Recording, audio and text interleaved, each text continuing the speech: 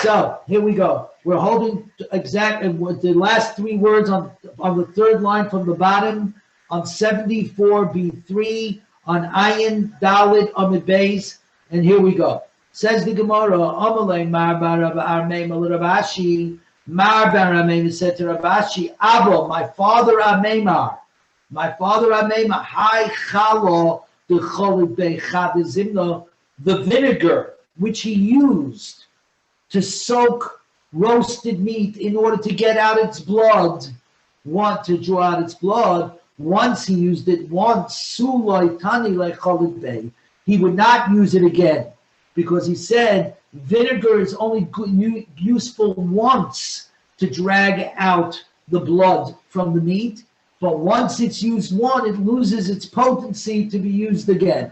It gets weak. So, what's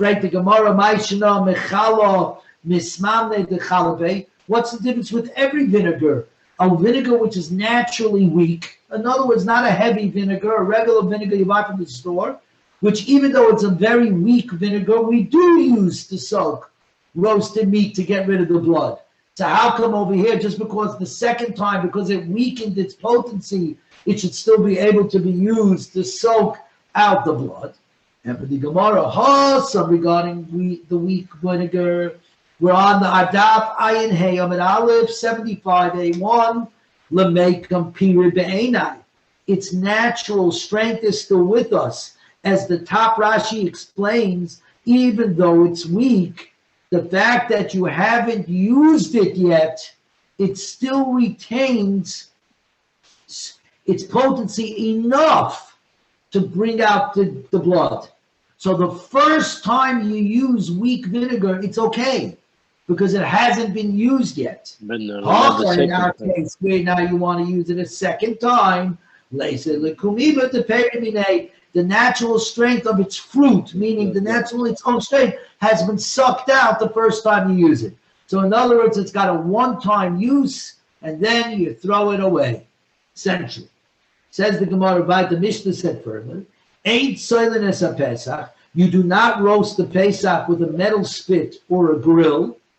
Rav Tzadok said that there was a story with Rabbi Gamliel with his Eved Tobi Abdoi, and where he told him, go out and roast the Pesach on a grill. So, Frank the Gemara, Maisa Lister, we just finished saying that halacha is he shall not roast the Pesach on a metal spit or a grill, and then you bring the story of Rabbi Gamliel told his Tobi Abdoi, told the Tobi his slave, go out and grill the Pesach. So what's going on? Usually you bring a story in a Mishnah to bring proof to what you just said. Right. Here you bring proof to different thing. And in the Gemara, we're missing some words.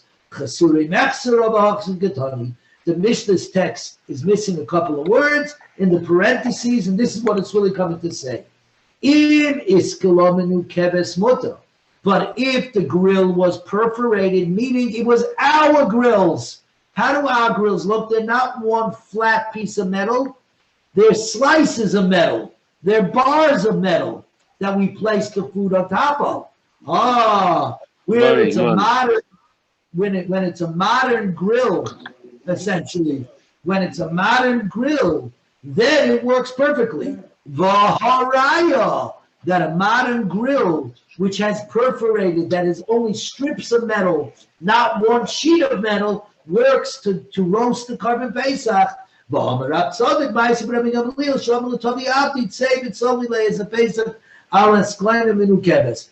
Gamliel told Tobi, go and roast the Pesach on a perforated grill.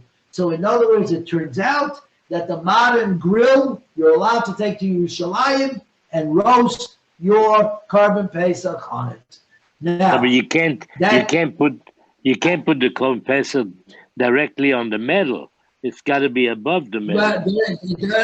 That's not what it's saying here, Daddy. You're assuming that. It has to be. The Gemara doesn't say that. We're going to get to it, because yesterday we learned that a metal spit, if it gets hot in one place, gets hot all over the place, right, and therefore it's not being done by fire. Clearly, we have a different. Now we're getting nuanced. Yesterday we made a blanket statement that a metal bar is no good because it's a conductor of heat and it's not fire. And if it roasts one part, it roasts up the whole part from the heat of the metal, and that's not over a fire. So the real question is, A, what's a fire according to everybody? B, is this an absolute rule with regarding to metal? We're about to see it's not so absolute, because one thing is very clear from what we just learned: a metal grill that is sliced, that is opened, you could put your Pesach, because Tavi was told by Rabbi Gamliel, go and roast the Pesach on the grill.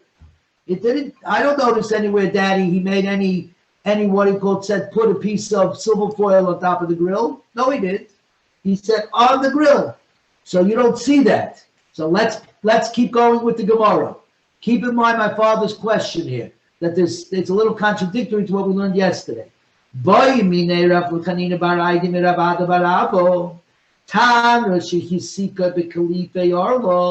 If one fires up an oven with the peels of arla fruits, which we know arla is the first 3 years of a sampling, you're not allowed to eat, and you're not allowed to have anor.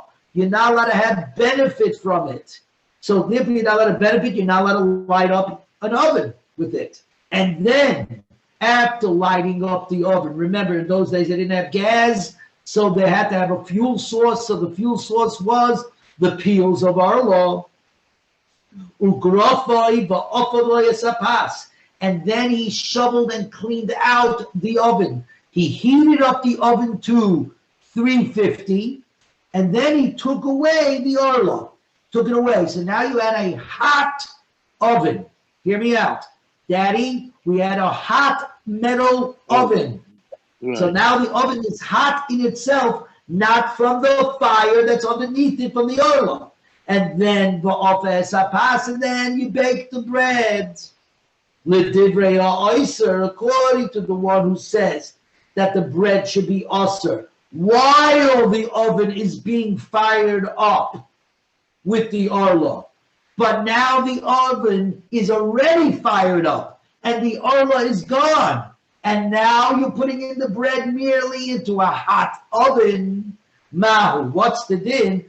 Amalei, Rabbi Barabba says, Hapas muteres. The bread is mutter. I heated it up. I heated up the oven with an usher thing, with arla, right? With the samplings, with the samplings from the first 3 years of a tree, which are forbidden for eating and forbidden to have benefit from. And I heated up the oven with these forbidden fuel source. I removed the fuel source, but the heat that was retained in the oven is still a heat that was created by the illegal. Still, he says, because the fuel source is gone, and now you're only left with the heat that's baked into the metal oven, it's okay, the bread is good.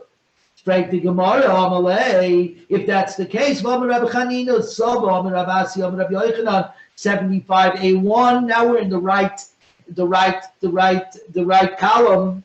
Amalei of Amar Rabbi Chanina, Sab Amar Rabasi, Amar Rabbi Yochanan. Rabbi Chanina the elder said it in the name of Rabasi, who said in the name of Rabbi Yochanan, Tanner of an oven, Sheisiku V'Garfai, that was fired up, an oven that was made hot, and then you shoveled it clean, you got rid of the fuel source, and then the Salu Esa Pesach, and then you stuck the Pesach inside of it. So the Pesach, Daddy, in essence, is now being roasted on a metal oven without a fire, only from a metal oven that was heated by a fire. Okay? Zakta Gemara, Ein Zeh Tzli Eish. This is not called fire roasted, and therefore it's no good. The Pesach is not being roasted correctly. Why is it no good? The oven was heated up with a perfectly good fire. Because with regarding carbon Pesach, it says Tzli Eish, Shnei Pa'avin. Because it says fire roasted twice, which is coming to tell us, and it's coming to tell us that an oven where the fire is no longer in existence, even though the benefit of the fire is in existence. The benefit is okay, meaning that the benefit is still there, that the oven is hot, but the actual fire is no longer there, is no good. It says the Gemara, however,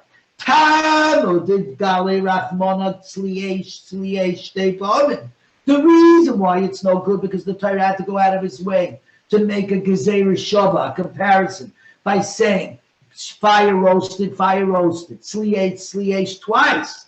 But the Torah had not said the words sliyesh, fire roasted twice. I would have thought sliyesh, this is called sliyesh. There's no fire. By the fact that the fire heated up the oven, the heat of the oven came about.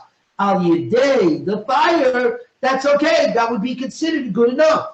So in that case, in the case of the oven that was fired up with the peels of arla, with the illegal, with the forbidden fruits, should be also saplings, where it does not say the words fire twice. It doesn't say that by arla. In that case, it should be perfectly usher, because you took away the arla, but the benefit of the arla still exists in the heat that's in the oven, and now you're baking your bread with that heat. It should be also. Why do you say that it's allowed? It should be forbidden, because the benefit from the arla is still there, and that is called a fire. Amalek said Rav Abba bar Abba to Rav Chanani bar Aidi, Gali Rachmana Hasam, the merciful one that Kodesh Baruch Hu was Megala, revealed in the Torah, regarding carbon Pesach, that it's sliyesh, fire roasted twice. So the halacha was established in Pesach, and then from there we learned it to all the other cases in the Torah. In other words, we establish a classic case, i.e. the Pesach, that what is it called? It needs to be roasted over an open fire, an actual fire, not merely something that was heated up from a fire. And so that's the way we learn from every other case. It works the same way, whether for Isser or Heta, whether for permission or forbidden, it works over only open a fire. The Iba Sema, or you could say something else. No, in fact, it's not learning one from the other. Wholesome in the case of the Pesach, because it says Tzliyesh, fire roasted twice. But if the Torah had not written fire roasted twice, I might have thought that the Torah was particular only about roasting it with the heat of a fire. In other words, it has to be heated up with a fire, not from the sun, not by putting a metal piece out in the Florida sun and heating it up. That's we don't do, right?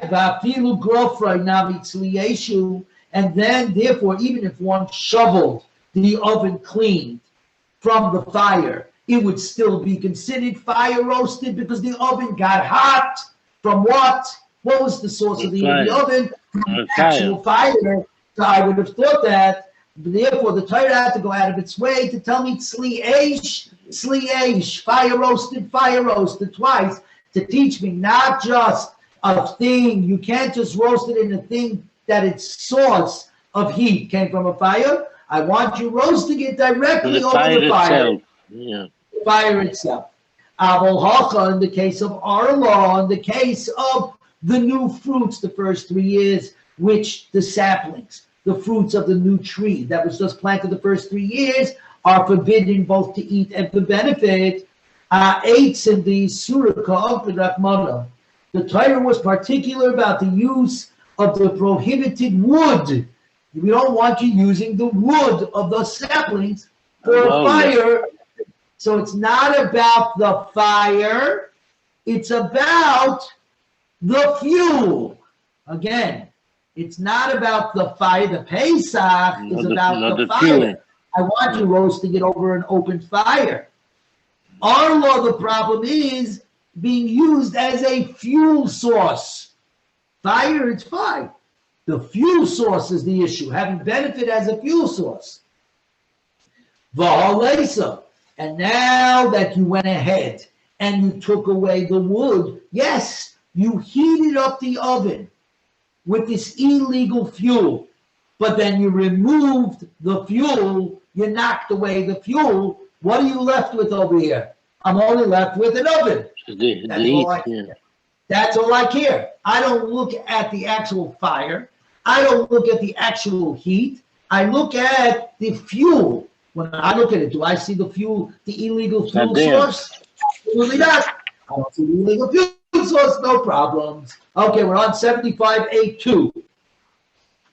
Says the Gemara, Tana Rabbanan. Now we're getting back to our grill. Tana Rabbanan, if one cut the Pesach and placed it over coals, what does it mean cut? So there's a machlokes. The simple way is they sliced into the carbon paste. They didn't cut it, they sliced it so that the heat would go quicker into the insides of the carbon paste and roast it much faster. There is a sheet of Tosfos and there's a writer that they even cut it into strips, almost like making chicken cutlets, right? Pesach cutlets, right? And that would be good too. Rashi clearly does not hold like that. Tosfos says you could do that bidi ebed, not in the first instance, not the way we want to. We want to roast it as a complete unit. But if you did cut it up, the world's not going to come to an end. Anyways, if one cut the Pesach offering and placed it over the coals, let's say Rashi's way, where he put cuts into the meat to heat it up a lot quicker, to roast it a lot quicker. Rebbe says, I say that is fire roasted. My father would argue, if you're grilling it over the coals, you've obviously placed it on a grill. Since the grills are perforated,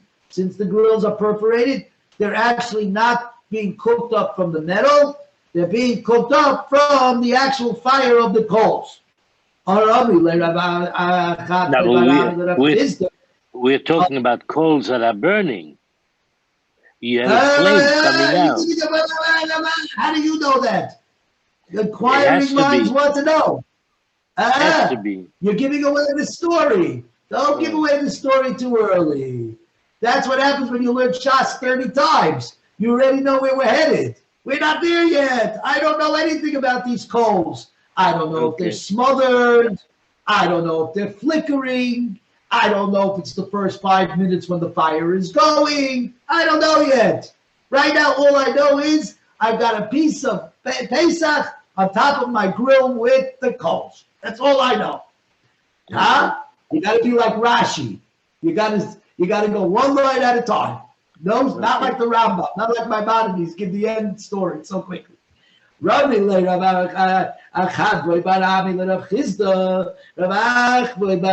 says it has a kasha to Rav Chisda. Goes like this. Did Rabbi really just say that coals are considered fire? That coals are considered fire? They're a mineral, but I've got a question. The pasuk says mechuvas eish, a burn from fire. So here's the halacha. We have to take 2 minutes here. In the Torah, there's something called saras, which, for lack of a better word, we're going to call biblical leprosy. As you know, there's a whole set of things. It may never have happened, actually. We don't really know. Certainly in Eretz Yisrael, Gegangu, there's many ways to have this leprosy. Even houses can get this leprosy. One of the ways is special is leprosy of a burn. Machvas eish. Leprosy of a burn. You know, heaven forbid, when somebody burns themselves, i.e., like I did a few weeks ago, the skin burns and changes colors. It turns pink, it turns white, it turns brown. What happens by burning himself something? It gets this whitish tinge, which turns out to match what the Torah Dika leprosy is, what the Torah Dika Mitzvah is. That's what we're talking about here. Mechabesh Eish, a burn from fire. A burn from fire that then produces skin that looks very much like the leprosy, and therefore we have to assume it's the biblical leprosy. We're going to call it now Mitzayra. It's not really leprosy, but whatever it is, okay, for lack of a better word, the Mitzayra, it's tsaras. Okay, it's biblical tsaras of burning. Mechmachbas eish, a burn from fire. Ainli ella shenichva be'eish. I only know that somebody who was burned by fire is now subject to the laws of tsaras, of a burn. Nichvas begacheles beremetz, if somebody was burned by a coal or by hot ashes. So now you notice the Baraisa is separating a fire from coals. From coals, hot ashes, kisid, reisach, begifis, reseach, by boiling lime, by boiling gypsum, which is some sort of oil, ubesid, ubechol dobra, baminaor, and any heat that's derived from fire, la suye chamior, which comes to include anything whose heat derives from a fire, comes to include water heated by fire. Boiling water, which, by the way, that's how I burnt myself. My wife asked me to clean out the samovar, the hot water urn, and like an idiot, I poured the hot water on me. And that's how I burned myself. Okay? I'm a real genius. Anyways, so, minayin, how do I know that all of these, even though they're not actually a fire, that includes coals, fall under the category of a machbes eish, of somebody burnt by fire who now is under the laws of tsaras, of a burn? Minayin, Talmud loimal, because it says over here, by this tsaras, michva, michva, ribo. It says twice the word michva, michva, a burn, which obviously is a riboy, which comes to add anything whose heat is derived from fire, not just from the fire itself, but anything else that's heated up by fire. Tama, what's the reason why things that are heated up by fire are treated as fire? The Rabbi Rachmana michva michva, because the Torah went out of its way to say the word a burn twice. But if the Torah did not go out of its way, but only said michva once, I would say that coals are not fire. And if coals are not fire, why is it taken for granted? Why does Rebbe say that a Pesach offering roasted on coals is considered tzli eish, fire roasted, when there is no specific pasuk that says regarding Pesach, this case, it doesn't say the word michva. Amalei, says Rav Chisda, the right-hand corner on 75A2, Gacheles shel eitz like tzricha kol rebuyim. Coals produced by wood. If you go into Winn-Dixie or Publix, you know you can buy coal that's made from charcoal, or you can buy coal that are wood chips. This is wood chips. Wood chips don't need a pasuk to teach me that they're like fire, because wood burns. It doesn't go inside. It's part and parcel of the fire. That's one of the beauties of a wood burning coal. You're literally more of the fire.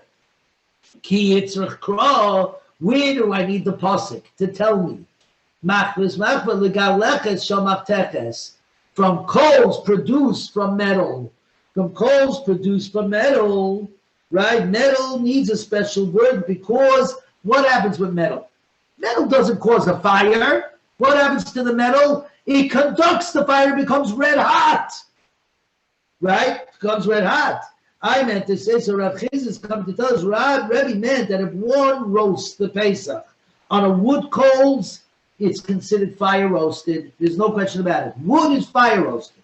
But if one uses, when the Brisa comes to teach us that regarding tsaras, the tsaras of burning, that doesn't matter.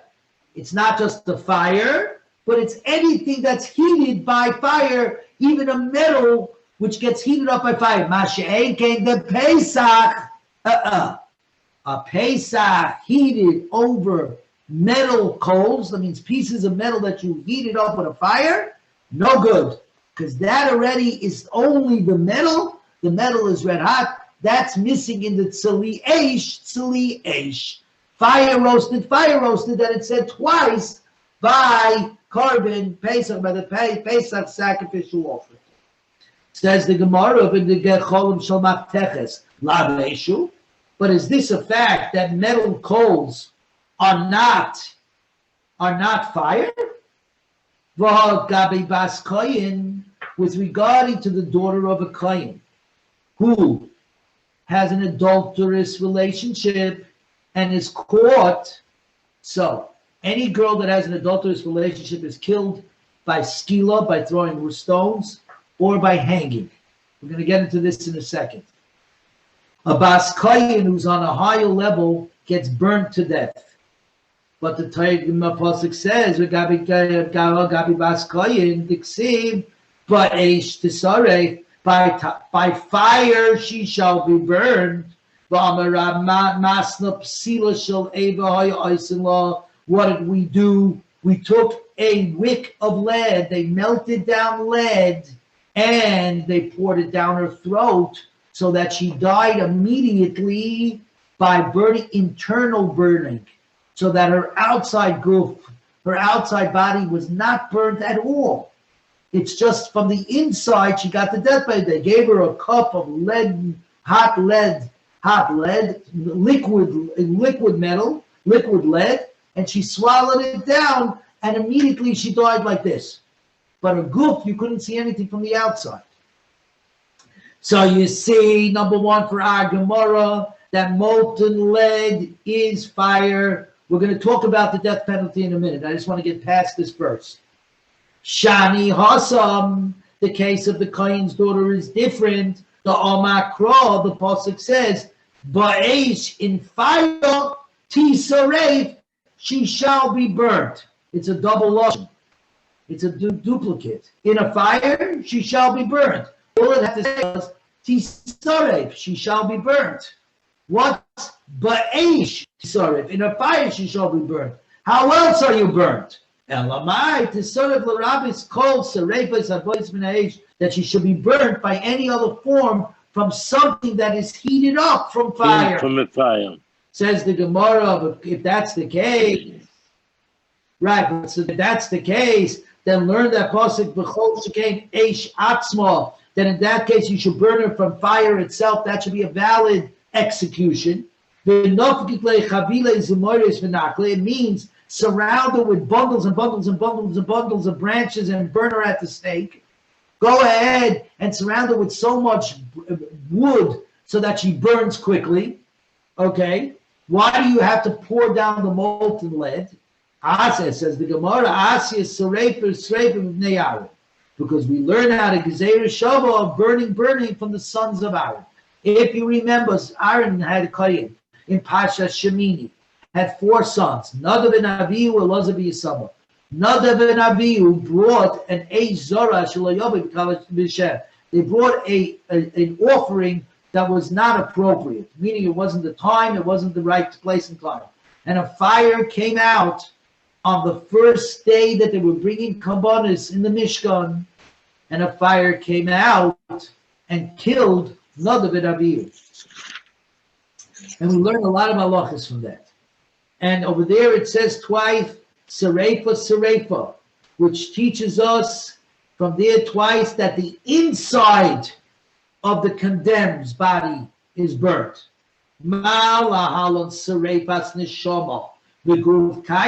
like by Nadav and Avihu, the sons of Aaron.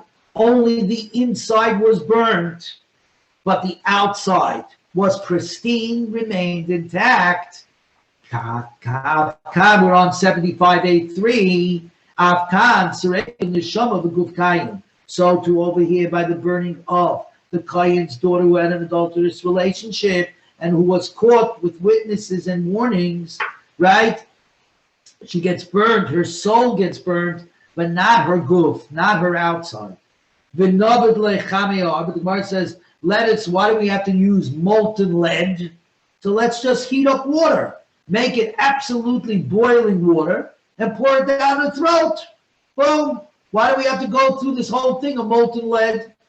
Says the Gemara, Mishum Rab Nachman. Says Rav Nachman, the Yomi Rav Nachman, the famous Rav Nachman in Shas. Listen to this. Omar Kro, the Pasuk says, V'ahavta l're'acha kamoicha. You shall love your friend like yourself, which teaches us two things. Who do you have to love first? You have to love yourself. First, a person must have a good self-esteem.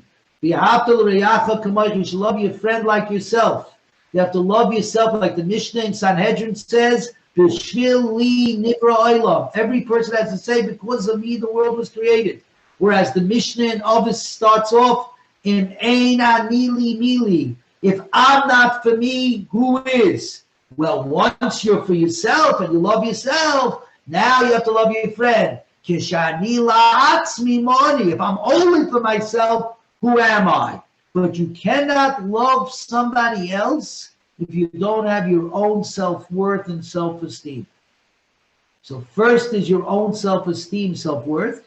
Then there's the love to your friend. And then from there you can come to loving Hashem Elokecha, Hashem, with all your heart and all your soul and all your being. That's the order. That's why this is the cloud of the Torah. But look where we're using it, everybody. We're using it by the death penalty. And I'm just going to explain, give me 1 second. Baraloi Misa Yafa.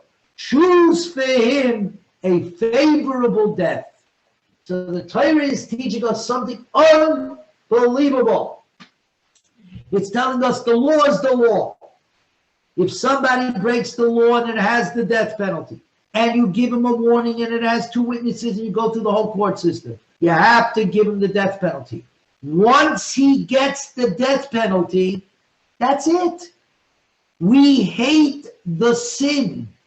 We never hate the sinner. Person. This was unique.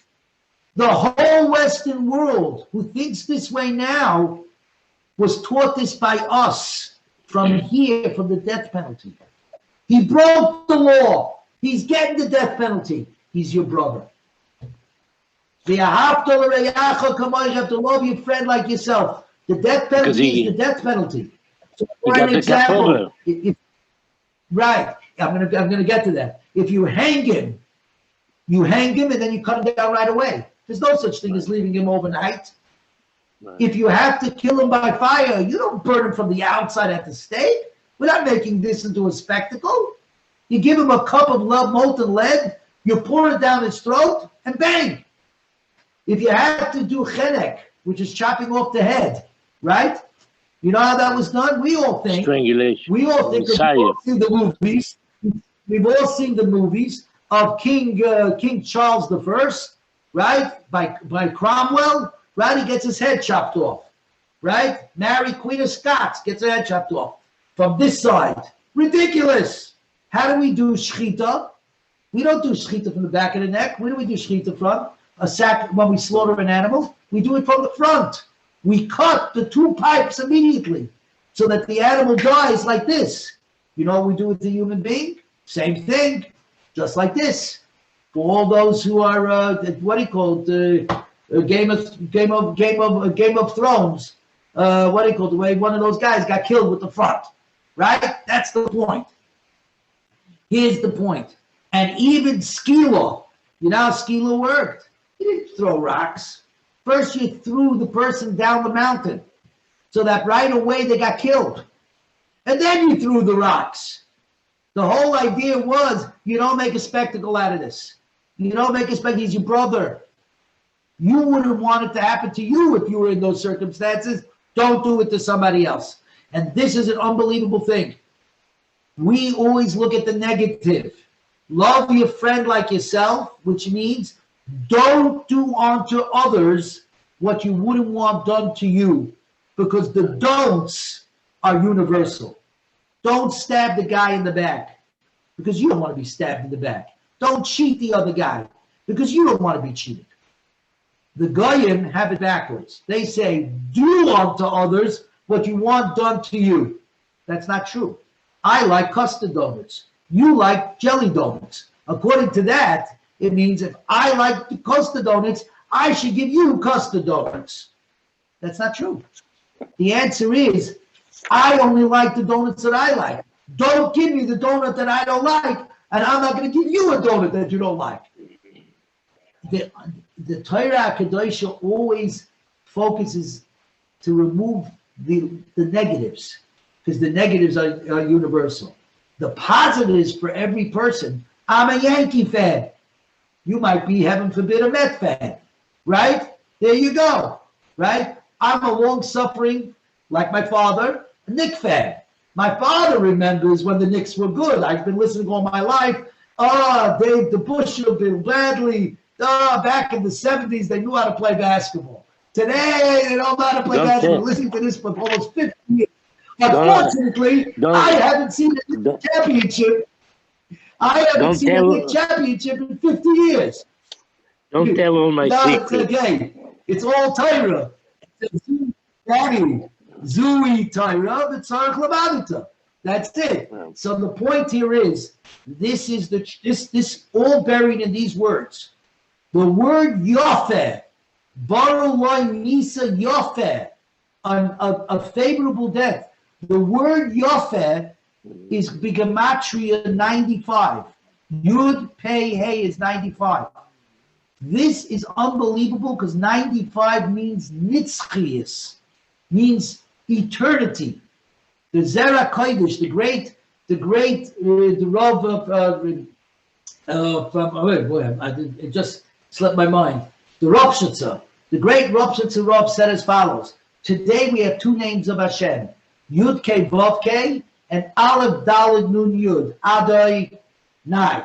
Right? Together, those two, the Gematria, equal 91. But when Mashiach will come, we're going to change Hashem's name from Yud Kei Vav Kei, which is 26, to Yud Kei, Ka. You know where you see that? V'hoya Hashem lemelech hakol haaretz, and on that day Hashem will be the king on all the earth. V'yoymahu, on that day, Yiyeh Hashem, Yud Kei, Hashem will be Shema Yechad and Shema Yechad. Says the Rav Shitza that if you take Adai, which is 64, and Yud Kei is 65, and Yud Kei, which is 30, it equals 95. It equals 95, the word Yofeh. That's why we always tell a Chas and Kala, the Shidduch should be Oila Yofeh, should go up Yofeh. It should be Nitzchias. So like my father said, by the very fact that the condemned accepts the death penalty, that's their kapara, that's their tshuva, that's their redemption. And now they're going to get Yofeh. They're going to get eternity. They're going to get Nitzchias. They're going to go to the next world and there'll be a Ben Olam Haba. HaKadosh Baruch Hu is not looking to keep people out of Gan Eden. He's looking to get as many people as he can shoveled into Gan Eden. That's all it is. That's the answer. So says the Gemara. Now we're back to the Gemara. But now that we have Rav Nachman, that what you should love your friend like yourself, and you borrow like Misa Yofer,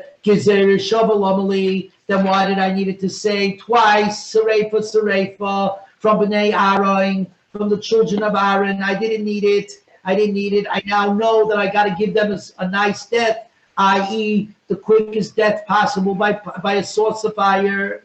Amri, because we say he loved Gezer Shava. If it wasn't for this Gezer Shava, I might have thought Sarefa Neshama Beguf Kayim Lav Sarefu. A Sarefa of the Neshama, an internal burning, but not an external burning, is not called a burning.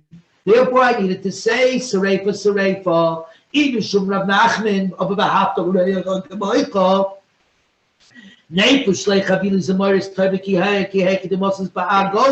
That we should add bundles and bundles and bundles and bundles of branches of fire, so she should die quickly.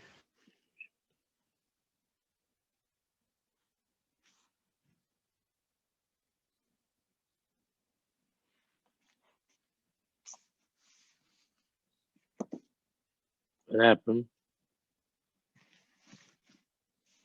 What happened? I think Yitzhak got stuck.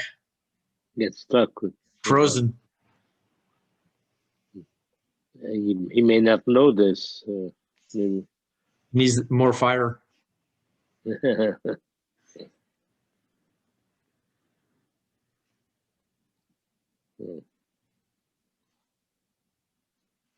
You should come back on in a minute.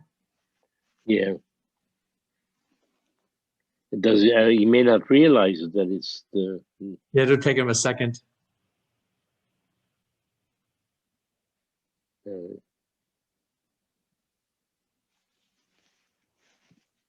Excuse me. I just texted him. Oh, okay. Sorry, everybody. I got lost. I don't know why it dropped out. I'm sorry. Can you see me? I can't No, tell if I you don't- guys can see me or No. not. No, I don't Daddy, see can you. you see me? No, Guys, yes. you don't see me? now I do. Now Jerry, now do I you do. see me? You do see me. Okay, I see you, Daddy. There we go. Yeah, I don't know what happened there. I apologize.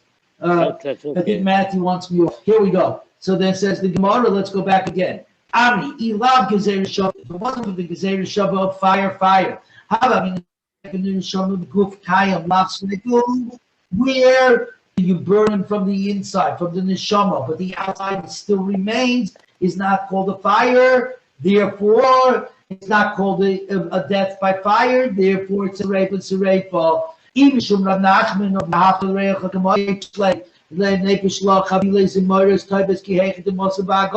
Add napalm to branches so she burns quickly. Kamash no. We've got two things going on here. Not just do we want to give her a quick death, we also want to give her a clean death so that her body remains intact, so that they can go ahead, the family can go ahead and make a levaya and can do it correctly, and she looks correctly, right? The Ella Ba'esh Lamali.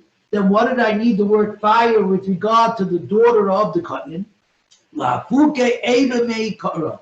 This comes to exclude naturally hot lead from being used in the fire. In other words, you have to take lead and you have to melt it down.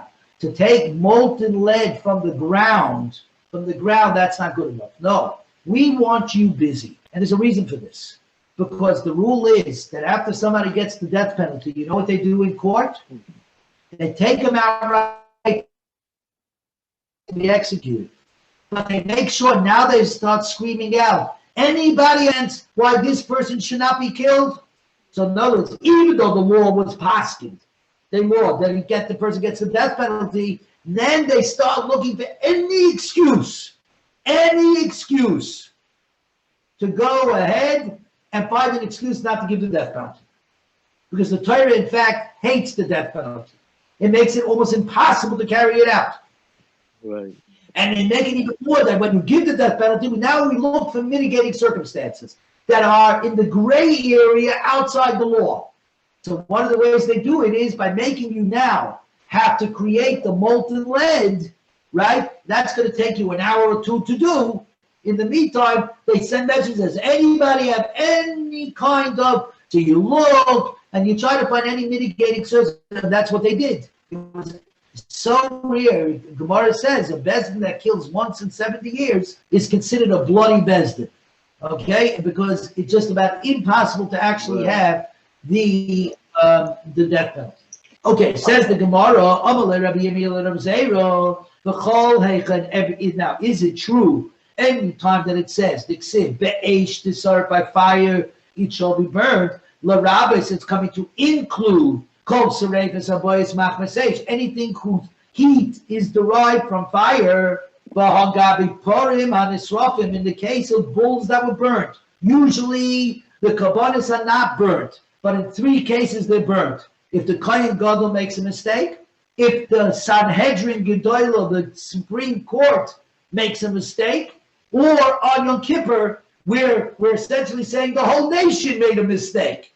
So in those cases where the Kohen Gadol, who represents the whole nation, makes a mistake in the law, or the Sanhedrin, the Supreme Court that represents legislatively the whole nation, makes a mistake, or on Yom Kippur, when in fact the entire nation is represented, a mistake is made, the carbon, the bull, is burnt. Now, it says over there, Okay, but it says over there, I, Vagabi Parman Israfim, in the case of the bulls that are burnt, Xibuhu, the Saraf Oisoi, he shall burn it out eitzim ba'esh, on wood with fire. There's a lot of extra words in there. Okay, Vitanya, we learned ba'esh with fire, v'loy b'sid roiseyach, v'loy b'gifis roiseyach, but not in boiling lime or boiling gimtsum, meaning boiling oil. So therefore, what do you see over there? That just because things are heated up with a fire, it's not a universal law that anything heated up with a fire is considered like the fire. Amalei, what kind of comparison is this?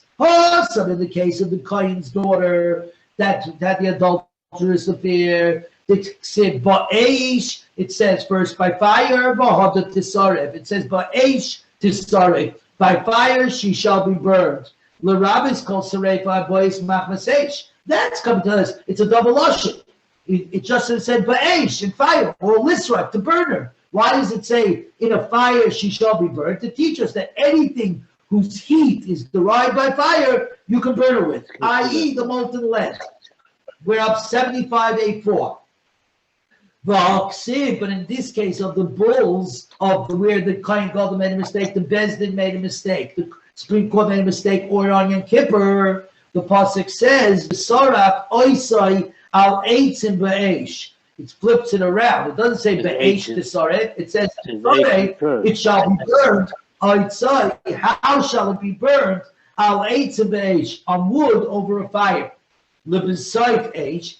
Here the word fire is all the way at the end of the sentence. Lemema, to teach us the eish in only fire, nidiachridin loy, but not something else. Because here again we see the rule: hakol holchin acharat soif. Everything goes after the end.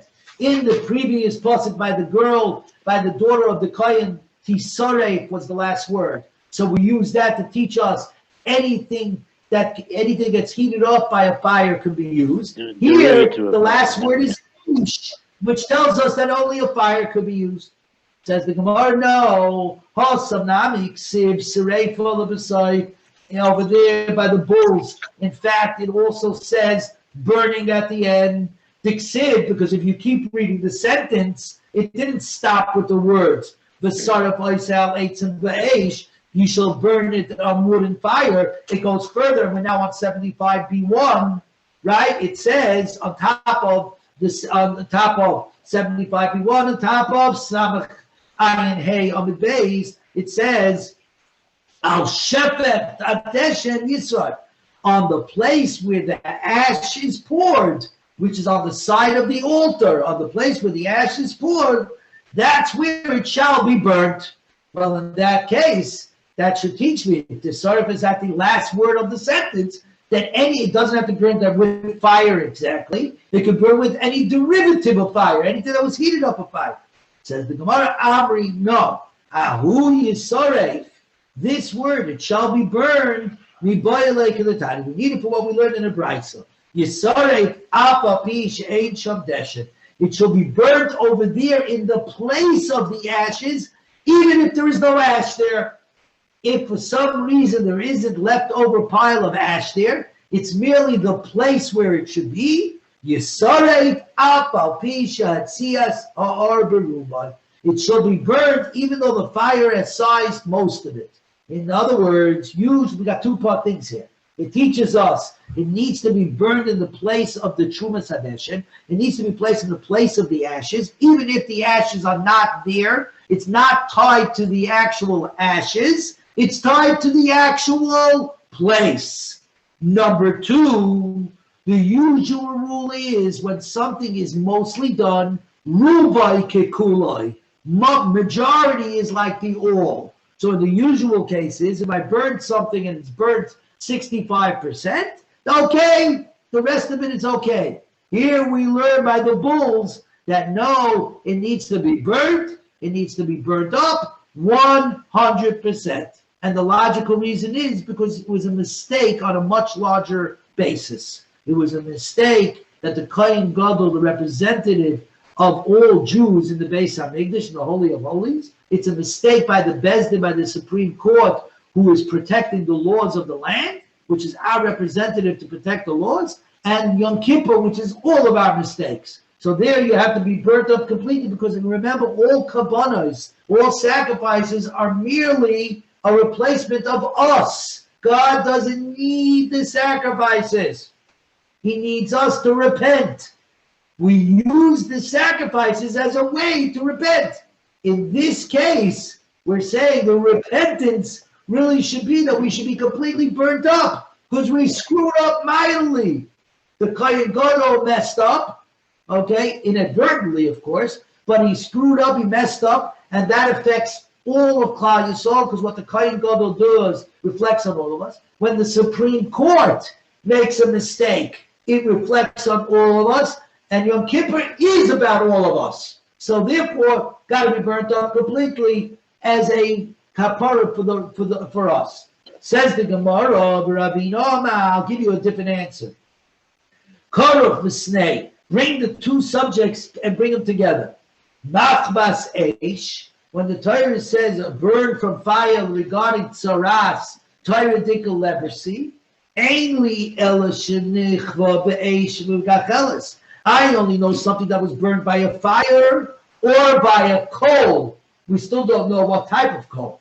Okay, by a coal, he falls into the laws of a tzaras, of a burn, of a leprosy, of a burn. Nichva b'meretz b'sid, l'seach, b'gifis, l'seach, b'chol dov l'abamach masa'or, l'esuya kamia or minayin. If someone was burnt up by hot ashes, boiling lime, by boiling oil, or anything which its heat is derived from fire, i.e. boiling water, right? How do I know that any of those burns will fall into the laws of tzaras, of a burn, of michvas H, leprosy of a burn? Talmud loima michva riba. That's why it comes burn twice, to include all of the types of burns that what do you call it? So therefore, the rule that coal is compared to a fire is known logically, right? It's only coming to teach us that everything else, all the lime, the oil, and all that is also enough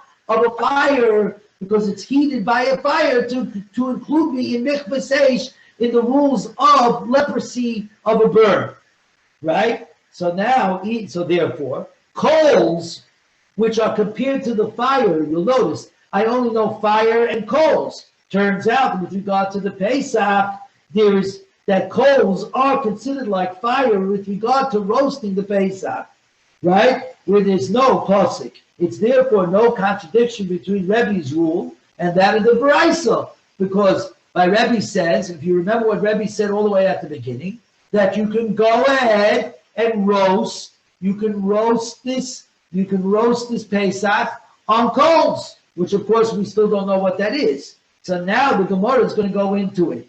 Rava says, "Mi Amar Rebbe Kecholim Ikri Eish." Daddy, your question: does Rebbe really say that coals are fire? Right? That's what you asked 40 minutes ago, right? Did Rebbe Mi Amar Rebbe Kecholim Ikri Eish? Did Rebbe really say that coals are fire? Verimino. We've got a question. On Yom Kippur, the Torah says that the Kohen Gadol needs to bring fiery coals that are still have fire jumping out of them, from on top of the mizbeach of the altar, and bring it into Kodesh HaKadoshim, into the Holy of Holies. This is one of the hardest services of the Kohen Gadol. He has to somehow bring the hot coals from the mizbeach all the way to the Kodesh HaKadoshim. And the Torah says, Gachle, coals, yochol. I might have thought. The Torah only says coals. How do I know they have to be fiery coals? Yochol, oivelois. I might have thought you only meant smoldering coals. Coals that are smoldering, that are just hot, they're gray. They're gray coals. Talmud loima eish. It says fire, fiery, eish, yochol shalheves. If that's the case, it might mean coals at the beginning stages, when the coals are spurting fire, like at the beginning of a barbecue. Talmud Loima Gachle. The Torah says coals. Coals, by definition, as we know, you don't stop cooking over coals until the fire dies down and they become gray. So I've got the psukim are a push and pull, right? On the one hand it says coals, on the other hand it says eish. Freit the Gemara hell Ketzat. So how does the Kohen Gadol do it? What kind of coals is he bringing from on top of the Mizbeach into the Kodesh HaKadoshim? Maybe minach kakalu luchashois. He brings from the flickering coals. You know what happens? The coals on the bottom, right? The coals on the bottom usually are still flickering flames, even when the top ones are already gray. Those coals, the ones who are not exactly spurting flame, which is only a flame, and not the coals that are completely gray, but the ones that are still squared that have flickering flames. See, Daddy, I told you, coals is not so simple. Gufa kasha, right? The coals, but the BJC is itself contradictory. Amri gachle. It says coals. Yochel oimamais. I might have thought just smoldering coals, gray coals. Alma lochashish eishninu. In that case, it means that flickering coals are considered fire, right? If the gray coals are not fire, well, obviously flickering coals are fire. Look the other way. If you only need a fire, you should need spurting flames when they're in the beginning case, when they're flaming up. It says coals. From the Sefer, it looks like that flickering coals are not called fire. So from the Reisha, where it says coals, flickering coals seem to be fire. Where in the Sefer it says fire, flickering coals seem to be coal. So make up your mind. Ravashi says this is what the BJC means to teach.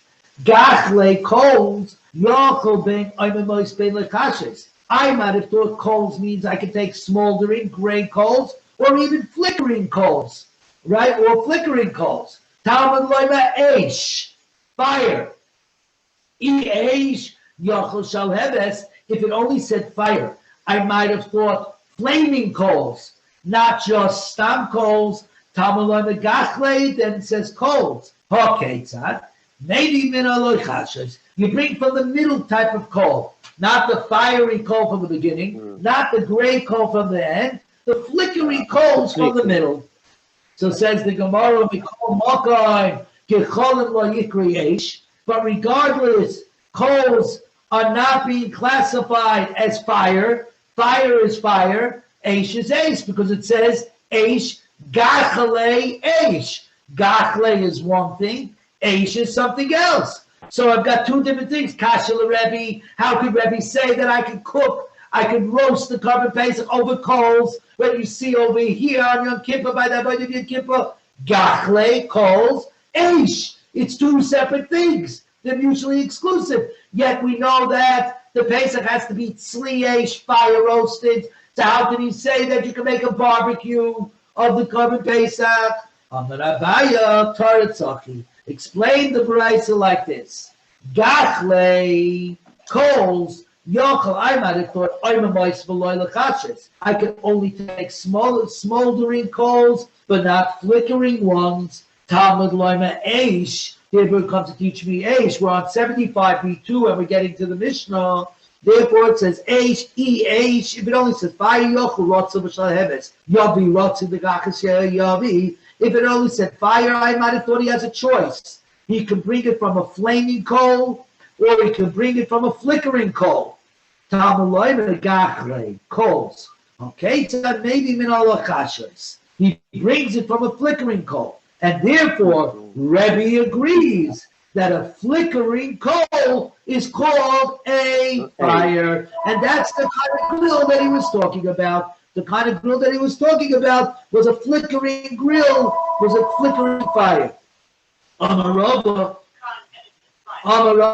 give me 1 second, I'm just going to hang up on the phone and we're almost finished.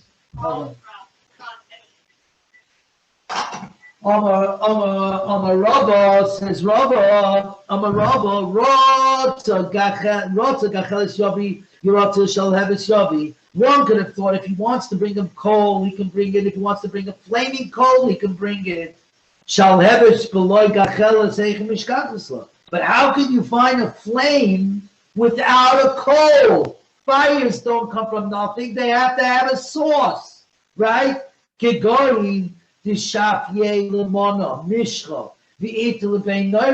It's a case where one smeared a vessel with oil and he lights the fire on it, so the fire blazes upon the surface of the keli because of the oil that you placed on it. Why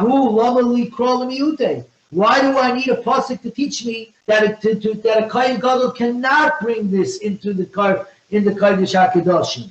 Hashta now, l'fnei melech basar v'dam, a blood and flesh king, ein oisen king. You wouldn't bring such a fire of a vessel which was smeared with oil because it's so smoky. You wouldn't bring such a smoky thing into President Trump or even Biden. Okay? L'fnei melech malchei Elochim HaKadosh Baruch Hu, that in front of the King of all the kings, the Holy One, blessed be His name, like Kol Shekain. Of course, you're not going to bring in a smoky vessel that was smeared with oil. Explain the brayso like this: Gachle coals yochel oimemais v'loy lechashes. I might have thought only smothered gray coals, but not flickering ones. Talmud loyma eish. It says fire, which would mean to include flickering coals. Eish yochel yebi mechtzov gacheles umechtzov shaleves. I might have thought by the very fact that it says coals and fire, that means you're supposed to take a fiery coal, a half a fiery coal, and a half of a flaming coal, a half of a flaming coal and a half of a flickering coal. You take half and half, and together you have a full shear. So that by the time he enters the Kodesh HaKadoshim, the Holy of Holies, it will be entirely cold, because obviously before the flame will have died down. Talmud loyma v'lokach molei amachtu glacheyesh mi'alam mizbeach. He shall take a shovel full of fiery coals from on top of the altar, from on top of the mizbeach. This teaches us that it needs to be cold from the time that you take it, which means that Rebbe would agree that a flickering coals that are flickering are considered fire, and that's what you can place the carbon Pesach on a grill. That the fire is somewhat going, right? From the coals, it's good. Says the Gemara, by the way,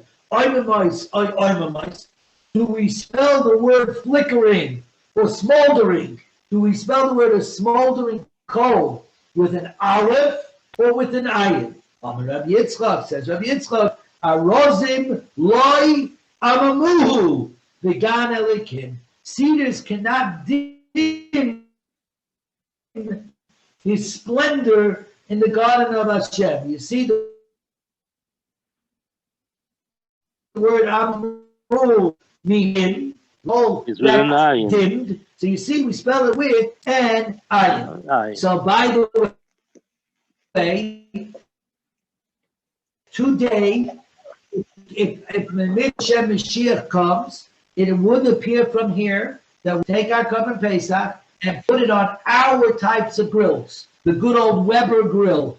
The Weber grill, as you know, does not work with coals, right? You turn the thing, out shoots fire, right? Out shoots fire. By definition, and you're putting it on a grate that clearly is perforated. According to Rebbe over here, and it sure looks that way, you would be allowed to do a barbecue the way we have it currently. Very good, everybody. We are now on the Mishnah on the bottom of 75b3. Thank you, guys.